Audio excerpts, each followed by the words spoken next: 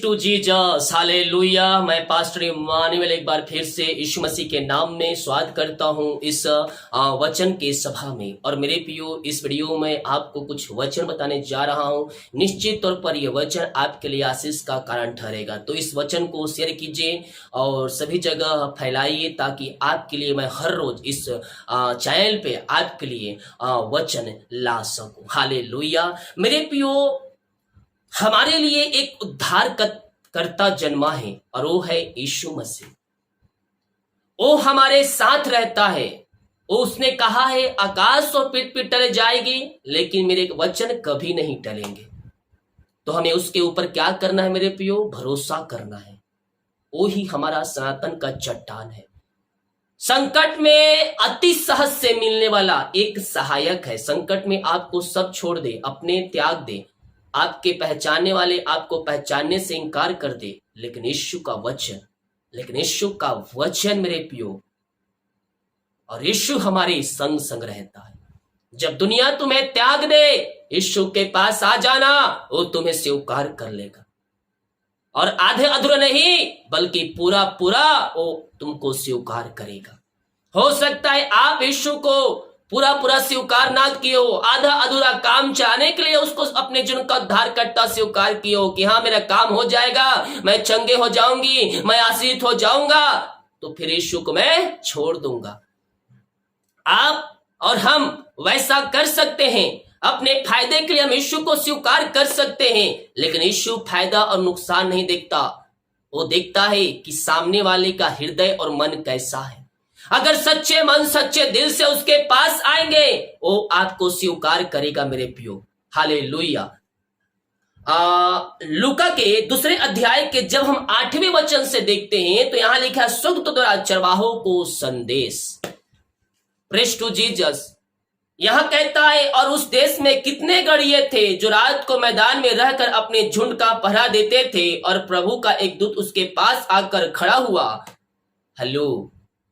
जो गढ़िए थे, जो चरवाहे थे, उसके सामने प्रभु का दूत आकर एक खड़ा हो गया। किसके सामने? जो कार में जाते हैं उसके सामने, जो प्लेन में उड़ते हैं उसके सामने खड़ा हुआ। क्या परमेश्वर छोटा हो या बड़ा ये नहीं देखता। हालेलुया। परमेश्वर देखता है कि सामने वाला क्या जीवन जी रहा है। आप ये सोच रहे हैं कि मैं गरीब हूं, मुझे यीशु स्वीकार नहीं करेगा, तो आपको यीशु स्वीकार करने के लिए तैयार है, केवल आप उसके पास आइए। यहां सबसे पहले संदेश किसको मिला? चरवाहे को, जो भेड़ बकरियों को जंगल में खुले मैदान में चरा रहे थे। कहता है, कितने गड़े जो रात को मैदान में रहकर अपने झुंड को प्रहा देते थे, और प्रभु का एक दूत उसके पास आकर खड़ा हुआ, और प्रभु का तेज उनके चारों ओर चमका और वे बहुत डर गए। उस तेज को देखकर जो स्वर्गदूतों के द्वारा आया था, उससे देखकर वो डर गए, वो भयभीत हो गए। तब स्वर्गदूत ने उससे कहा, मत डरो, क्योंकि देखो मैं तुम्हें बड़े आनंद का सुसमाचार सुनाता हूं। हालेलुया। मत डरो।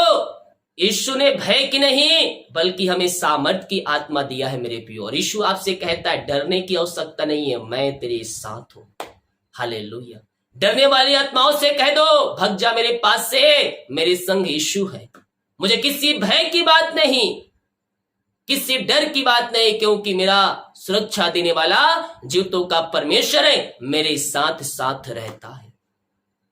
और वचन भी यही कहता है, मत डरो, क्योंकि देखो मैं तुम्हें बड़े आनंद का सुसमाचार सुनाता हूं, जो सब लोगों के लिए होगा। किसके लिए होगा? सब मनुष्यों के लिए होगा। क्या जाति, क्या धर्म, क्या कोई भी नहीं, सब मनुष्यों के लिए होगा। अर्थात हमने अपने जीवन का उद्धार करता यीशु को स्वीकार कर लिया तो हमारा परमेश्वर है मेरे प्रियो। हालेलुया। वो नहीं देखता कि आप कैसे हैं। आपके पाप लाल रंग के क्यों ना हो, श्वेत के समान सफेद हो जाएंगे जब उसके पास आकर अपने पापों का अंगीकार करेंगे और उसको जीवन का उद्धार करता स्वीकार करेंगे, और उसके वचन के अनुसार चलने के लिए उससे वादा करेंगे। कहता है, आनंद का सुसमाचार सुनाता हूं, जो सब लोगों के लिए होगा, कि आज दाऊद के नगर में तुम्हारे लिए एक उद्धारकर्ता जन्मा है, और वही प्रभु मसीह प्रभु है। उद्धारकर्ता हमारे लिए जन्म ले लिया है, लेकिन उसे हमें अपने हृदय में बसाना है। उसको हमें हृदय में जन्म लेना है मेरे प्रियो, और उसको अपने जीवन का उद्धारकर्ता स्वीकार करना है। हालेलुया। क्या हमारे हृदय में यीशु वास करता है? क्या हम प्रभु के वचन के अनुसार चलकर हम आत्मिक जीवन की ओर आगे बढ़ रहे हैं? या मसीह को जानने के बाद भी आज भी आप पापों में डूबे हुए हैं, आज भी आप पापों में जीवन जी रहे हैं, तो आपको वहां से निकलकर प्रभु यीशु के राज में प्रवेश करना होगा और उसको जीवन का उद्धार करता आपको स्वीकार करना होगा। हालेलुया। वही हमारा क्या है? मसीह प्रभु है। इन वचनों के द्वारा प्रभु आपको आशीष करे। छोटी सी प्रार्थना करेंगे। पिता, हम धन्यवाद करते हैं खुदा ये सुंदर वचन के लिए। ये वचन जिनके हृदय में पड़ा है पिता, जितने लोग सुने हैं पिता, आप इन सबको छू लीजिए पिता। अपने आत्मा के सामर्थ्य से, पवित्र आत्मा के सामर्थ्य से भर दीजिए पिता। ये वचन सुनने वाले नहीं बल्कि वचन को सुनकर उसको ग्रहण करके उसके अनुसार जीवन ये जीने वाली हो जाए पिता। ऐसे अनुग्रह से आप इनके जीवन में देने जा रहे हैं पिता। आप इनके बंधन को तोड़ने जा रहे हैं खुदा। हम धन्यवाद करते हैं खुदा। इस वचन के द्वारा हर एक व्यक्ति आशीषित हो जाए। ये वचन जिस घर में चढ़िए पिता, वहां प्रभु जी हर एक व्यक्ति घुटनों पे आकर तुझको जो उनका उद्धार करता स्वीकार करने वाली हो जाए। इनके हृदय में आप वास कीजिए पिता, पवित्र आत्मा को सहायता कीजिए और इनके लिए आप मार्ग तैयार कीजिए। यही प्रार्थना करते हैं। प्रार्थना सुना। धन्यवाद। यीशु के पिताजी आशीष मांगते हैं। यीशु ग्रहण कर। आमीन। गॉड ब्लेस यू सभी को। आमीन।